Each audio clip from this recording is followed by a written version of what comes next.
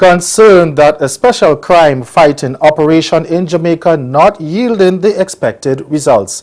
And in sport, a masseuse therapist testifies about the impact Chris Gayle flashing his genitals during the 2015 World Cup had on her. I'm Ricardo Roberts and this is Caribbean in 10 for Thursday, October 26. I'll be back with the details after the break.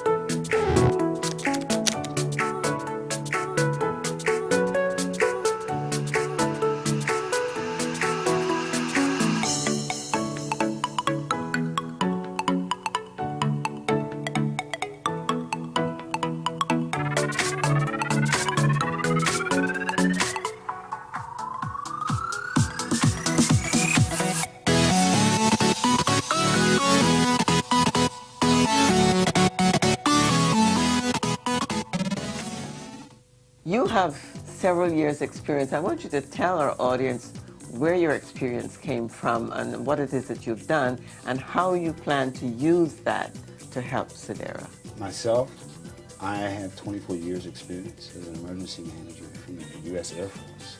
I was an inspector general in the Air Force, so I inspected military bases. I helped set up plans in Honduras.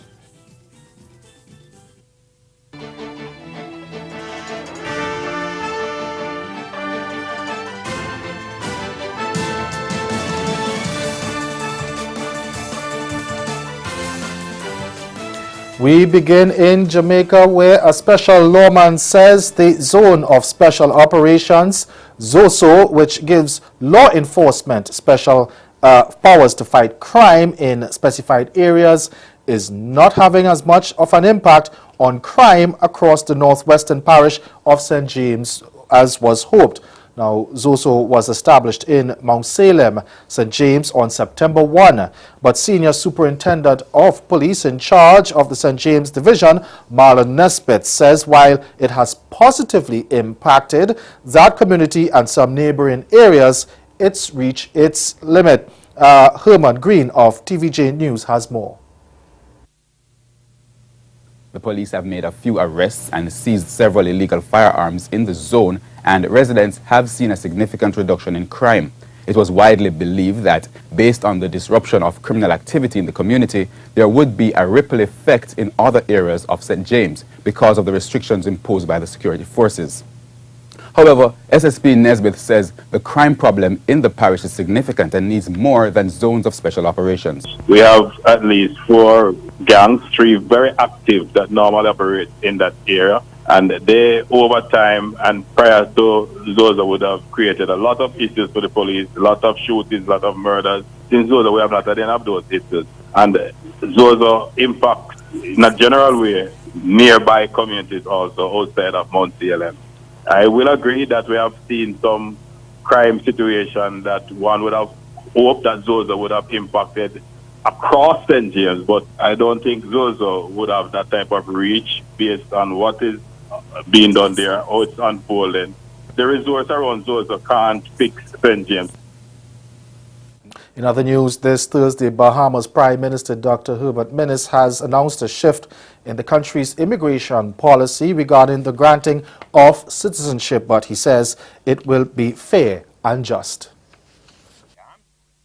Is respecting and carrying out the laws of the Bahamas. And based on this view, Prime Minister Dr. The Honorable Hubert Minnis is prepared to make sweeping changes to the immigration policy to allow a quicker response to what has been an outstanding issue for years. First up is changing the way citizenship is granted, moving the process out of the hands of politicians. I am not sitting down at no thousands of applications to do it. We have sufficient honest, respectable individuals who understand the law and who can deal with it in an expeditious manner and fairly adhering to the law. Full stop. There are thousands of people waiting for citizenship and residency, and the Prime Minister says it's something the Cabinet should not have to do to add to its already busy agenda.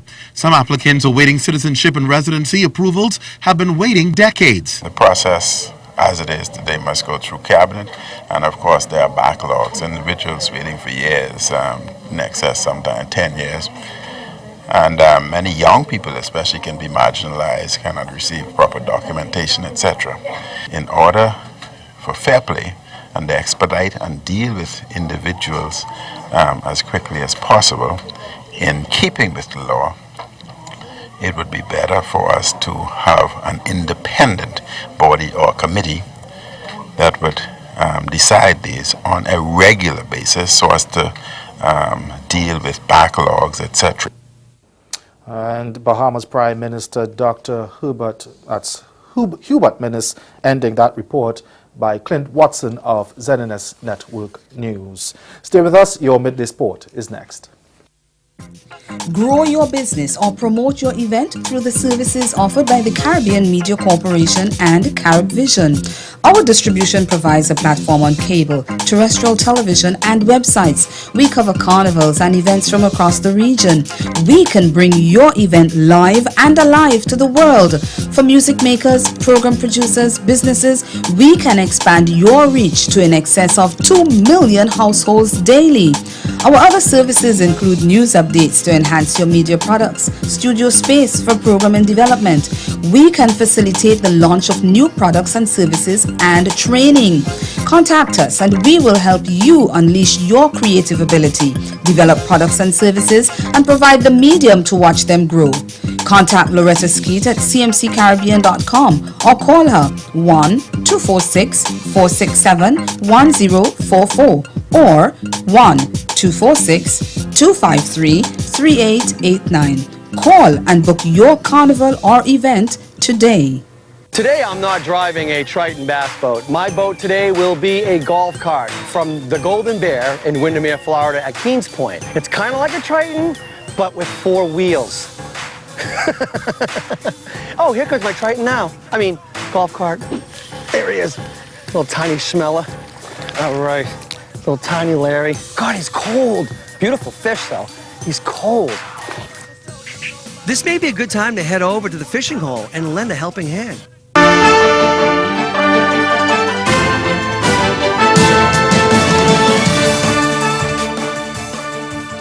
Welcome back. The masseuse therapist for the West Indies cricket team says she was crying uncontrollably after Chris Gayle flashed his genitals during the 2015 World Cup. This was part of Leanne Russell's testimony when she appeared before an Australian court on behalf of Fairfax Media. The media house is being sued by Gayle in a defamation lawsuit for a series of articles regarding the encounter. Leanne Russell arrived with 2 support people who haven't left her side outside and inside the courtroom. Miss Russell was a massage therapist for the West Indies team. She says Gayle flashed her inside a change room in Sydney during the team's training session in February 2015. She says she walked into the room to grab a sandwich and Gayle was standing there with batsman Dwayne Smith. Gayle asked her what she was looking for. He then pulled down his towel and exposed his genitals. She said she put her hands over her eyes and walked out, saying she was horrified and that she sat in the stands for about 2 hours crying uncontrollably like a child. She got in contact with Fairfax Media 11 months later after seeing Gayle's interview with Mel McLaughlin during the Big Bash in 2016. The Sydney Morning Herald, The Age and the Canberra Times then published a series of articles about the alleged flashing incident.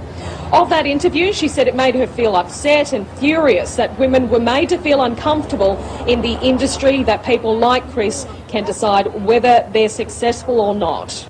That's Caribbean at 10. Good afternoon.